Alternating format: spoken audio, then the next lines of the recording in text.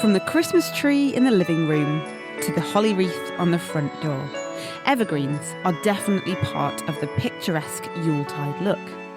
According to the carol, of all the trees that are in the wood, the holly bears the crown. And evergreens do certainly stand out among their deciduous neighbours.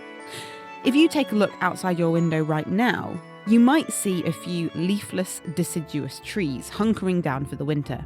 Whereas evergreens, holly, ivy and Christmas trees among them, they keep their green leaves all year round. So why? Well, if you picture our planet Earth, and then if we zoom in on the tropics, it's very warm and sunny being near the equator.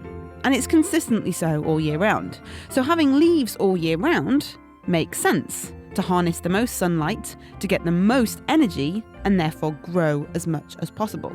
But if you move further up or down the globe into more temperate climes like the UK, plants' growth becomes constrained more by the impact of seasons, i.e. it gets cold in the winter up here.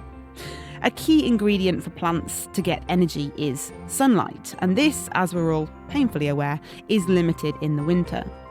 So the opportunity for photosynthesis isn't as great as in the summer, and what's more, having big, luscious leaves can actually be a hazard in very windy conditions.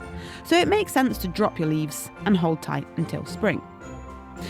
Moving further north upwards towards Santa's workshop in the northern hemisphere, or further south in the southern hemisphere, you're getting nearer to the poles. And here, the growing season is so short that dropping your leaves each season isn't a wise idea. You need to make the most of any light you can. Plus, the soil is so cold that there aren't many of the microbes around that do the job of breaking down fallen leaves. This impacts on the nutrient content of the soil, making it difficult for plants to regrow those new leaves. So, all in all, it seems like just staying green might be a better plan in this neck of the woods. So goes the carol, "The holly bears a berry as red as any blood." And here's a fun fact about this spiky plant. Whereas most plants have both male and female parts, interestingly, holly is either male or female. So if the holly bush in your garden never gets those classic red berries, it could be a boy.